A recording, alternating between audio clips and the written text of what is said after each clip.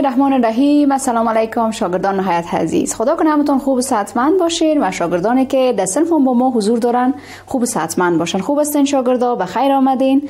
بسیار خوب. امروز تعلیم و تربیت اسلامی صنف 8 درس 25 صفحات 64 الی 65 کتابتان هست و ما موضوعات جدیدی را که امروز میخوانیم هم براتون یادآوری میکنم و قبل از او یک مرور به درس گذشته خود داشته باشیم. ای که در درس گذشته کدام موارد را ما خواندیم و چه چیزهای جدید را آموختیم.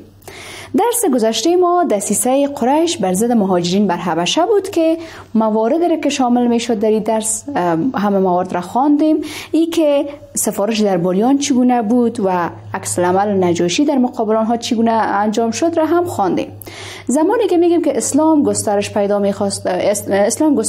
بکنه، مشرکین نمیخواستن که اسلام گسترش پیدا بکنه و تعداد افراد مسلمان ها زیاد شود. و این مورد را هم براتون گفتم که دسایس بسیار زیاد را بر علیه مسلمان ها اینها پلان گذاری کردند تا ای که دین اسلام را یا افراد که به اسلام یک جا میشه را اجازه ندن که گروه مسلمان ها زیاد و بیشتر شود.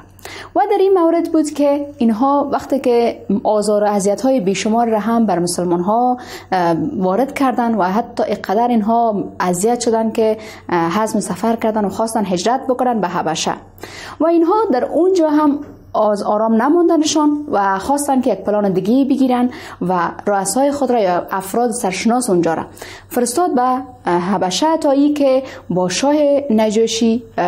شاه حبشه که نجاشی هست اونجا صحبت بکنن و بگوید که این شخص یا افرادی که اینجا آمده اینها را دوباره بر ما تسلیم بکنه، به خاطر از اینکه اینها کسایی هستند که نه دین خودت قبول کرده و نه دین ما را قبول کرده و از خود یک دین ساختگی ساختن. اینجا هست که نجاشی میخواین اونها را به تحقیق و پرسانشان میکنه. میگه یا این چی مورد بوده که شما دین خودتان ترک کردین و دین رسول الله دین خودتان هم ترک کردین و دین کسایی که در زمانی که در سرزمینی که زندگی میکردین هم ترک کردین. اونها میگه آیا با خود موارد را دارین که ثابت بسازین؟ اینجا هست که آیه از قرآن کریم را اینها تلاوت میکنه و موارد را که واقعا بهشون ظلم صورت گرفته و در تمام جریان بهشون شریک میسازه و شاه حبشی اینها را میگه که شما اینجا امن هستین و اینجا اقامت بکنین و زندگی بکنین. برای حمایت از ما چینل بیگم اکادمی را سابسکرایب کنید و سپس زنگوله را فشار دهید تا به تمام ویدیوهای درسی ما دسترسی داشته باشید و از آنها مستفید شوید. و میایم به درس جدید ما تعلیم تربیت اسلامی صنف 8 درس 25 صفحات 64 الی 65 کتابتان هست. موارد را که نمیفهمین هم یادداشت بکنین تا ای که در جریان درس یا در لابلای درس پرسیده شود تا ای که مشکل شما باقی نمانه. و موضوع درس ما هم هست اسلام آوردن حضرت حمزه رضی الله عنه که شامل اهداف ذیل هم میشه. انتقام گرفتن از ابو جهل و مورد دیگهش فواید درس است که امروز میخوانیم و یاد میگیریم. اسلام آوردن حضرت حمزه رضی الله عنه. میگیم که ماه ذوالحجه سال 6 بعثت بود، روزی که پیامبر اکرم صلی الله علیه و سلم نزدیک تپه صفا نشسته بود و ابو جهل پیامبر اکرم صلی الله علیه و سلم را سخت آزار و اذیت کرد و با سنگ سر مبارک را مجروح ساخت و از سرشان حتی خون جاری شده بود. کنیز عبدالله بن جدعان که شاهد این ماجرای دلخراش بود، همین ماجرایی که بالای حضرت محمد صلی الله علیه و سلم سپری شده بود، این را میایه و به حضرت حمزه رضی الله عنه که تازه از شکار هم آمده برش قسم میکنه و میگه و در این جریان که دستش به کمانش هم هست بسیار با حالت شدت عصبانیت که از دست ابو جهل میشه و تمام موارد را با مو جزئیاتش به حضرت حمزه قسم میکنه و حکایت میکنه. انتقام گرفتن از ابو جهل عنوان بعدی کتابتان هست که حال ما در این مورد قسمت درس میفهمیم که چگونه حضرت حمزه رضی الله عنه از ابو جهل ای که با پیامبر صلی الله علیه و سلم دشنام داده بود، اذیتش کرده بود، آزارش داده بود، تا سر مبارک خون هم شده بود، این میخواد انتقام بگیره. بگیم که حضرت حمزه رضی الله عنه در زمانش که از جمله دلیرترین و شجاعترین جوانان مکه می باشه، با اینکه عمیق داستان را که میشنوه و قصه را که میشنوه میره و پیش ابو جهل و با بسیار زیاد عصبانیت و با قهر بسیار زیادی که داره و خودش یا غیرتش به جوش میآید. برش پیش ابو جهل میره و برش میگه که او با وجود که ابو جهل در ساحه کعبه هم همونجا حضور داره و در مجلس قریش هم نشسته، در این حالت با آواز بسیار زیاد قهرآمیز به او صدا میکنه و او را مخاطب قرار میده و برش میگه که ای بزدل ناپاک، تو برادرزاده مرا دشنام دادی و اینجا هست که میگه حالان که میفهمی که من با دین از او هستم. این گفته را که میگه و با مو کمانی که در دستش هست با کمانش با محکم به سر ابو جهل میزنه و او را مجروح میسازه. و همین قسم است که حضرت حمزه رضی الله عنه بن عبدالمطلب که به دین اسلام مشرف گردیده بود با جان و دل بحث خود را ادامه میده و میگه که ما اسلام را قبول کردیم و با حمایت و دفاع از اسلام و پیامبر صلی الله علیه و سلم ادامه میده و به این راه به پیش میره. خاطره جان سوال دارم. سوال چیز خاطره جان؟ چرا مشرکین یک قسم خوی زشت داشتن و انسانهای بد بودن؟ بسیار خوب. خاطره جان سوال چی هست که چرا مشرکین یک قسم خوی زشت داشتن و انسانهای بد بودن؟ بسیار یک سوال خوب کردی. ما در جریان درس و در درس‌های گذشته هم این موارد را خواندیم که مشرکین کسایی بودند که هیچ وقت اجازه را نمیدادن که پیامبر صلی الله علیه و سلم یا افراد دیگه به اسلام بیایه و دین اسلام گسترش پیدا بکنه. اینجا بود که اینها دسیسه ها را ایجاد میکردن تا ای که اجازه ندن که دین اسلام و دعوت پیامبر صلی الله علیه و سلم گسترش پیدا بکنه.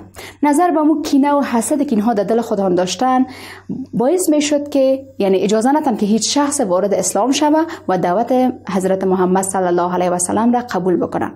اینجا بود که دسته هایی را که بر علیه محمد صلی الله علیه و سلم ساختن، دیوانه خطابش کردن و حتی در بعض موارد رو ساحر گفتن، موارد و بسیار زشت، صفاتهای زشت هم بر پیامبر صلی الله علیه و سلم نشان دادن و گفتن تا ای که مردم از دعوت به دین اسلام منصرف شوند و راه اسلام را دور بکنن خود را، یعنی تعقیب نکنن. اینجا بود که با دسته سازی هایش بالاخره اینها موفق به این نمیشن و حتی پیامبر صلی الله علیه و سلم با صبر و بردباری که داشت همیشه بر راه حق بود و هیچ وقت از راه حق هم منصرف نشد و این خوی و عادت از اینها به این شکل بود که یعنی اجازه نمیدادن که پیامبر صلی الله علیه و سلم که یک بچه یتیم بود و او اون جایگاه و مقام را در بین مردم پیدا بکنه و مردم هم او را دوست داشته باشه. از این خاطر بود که اونها توطئه‌ها و خوی‌ها و عادت‌های بسیار زشت را هم داشتن. خدا کنه جواب سوالت خاطره جان گرفته باشی و مشکل باقی نمانده باشه. و خوب است که در قسمت فواید درس هم بفهمیم که ما امروز از این درس چی فواید را آموختیم. پیامبر اکرم صلی الله علیه و سلم در تبلیغ دین اسلام مورد بسیار زیاد آزار و اذیت‌های قرار گرفت که او را یعنی از طرف ابو جهل و کسایی بودند که اجازه نمیدادند که اسلام نشر شود و پخش شود. ولی پیامبر صلی الله علیه و سلم در مقابلشان صبر و استقامت را پیشه میکرد و همیشه تحمل میکرد و با وجود همه قدر سختی ها و مشقت هایش. مورد دوم فوایدی هست که دشمنان اسلام از وسایل بسیار زیاد مختلف در نشر دعوت اسلام کار میگرفتند تا ای که از نشر دین مسلمان ها را باز بانن و دعوت به شکل گسترده و خوبش انجام نشه. مورد تحقیر قرار میدادن، آزار اذیتش میکردن، شکنجه میکردن مسلمان ها را و با وسایل مختلف اینها را اجازه نمیداد تا دعوت اسلامی گسترش پیدا بکنه. و مورد سومش است که شجاعت و شهامت در دفاع از مظلومان و مقدسات اسلامی یکی از ویژگی های مسلمان ها به ویژه جوانان می باشه.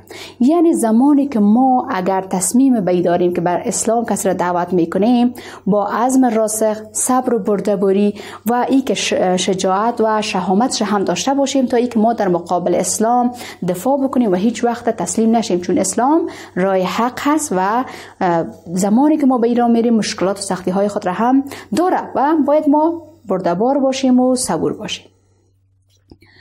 موارد درس بود و ای که ما از این درس ها کدام نکات را یاد گرفتیم هم براتون گفتم و نکات بسیار زیاد آموزنده و مفید هم بوده. و شاگردای عزیز درس ما را جمع‌بندی بکنیم که ما امروز کدام موارد را خواندیم.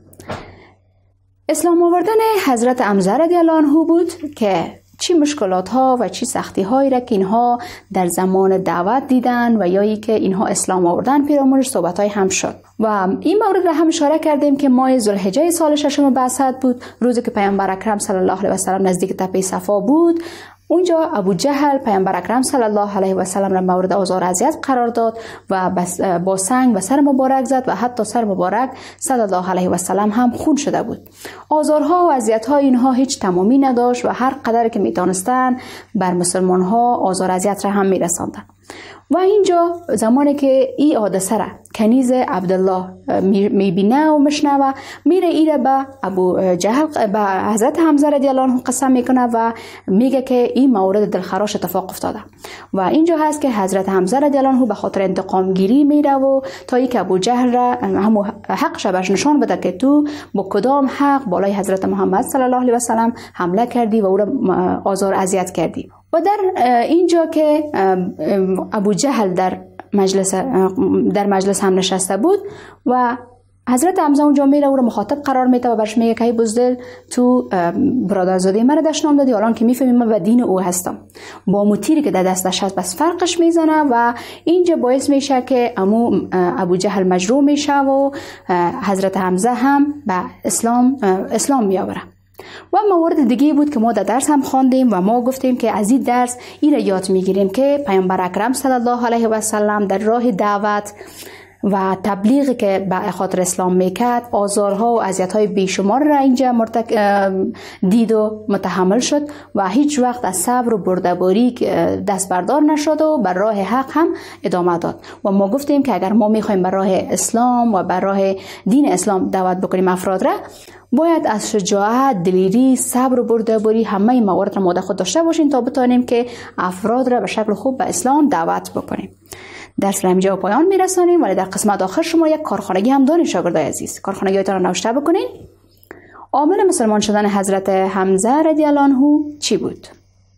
عامل مسلمان شدن حضرت حمزه رضی الله عنه چی بود؟ این هم بود کار خانگیتان. بسیار به دقت حل بکنین و درس امروز اینجا خاتمه میتیم شاگردای عزیز.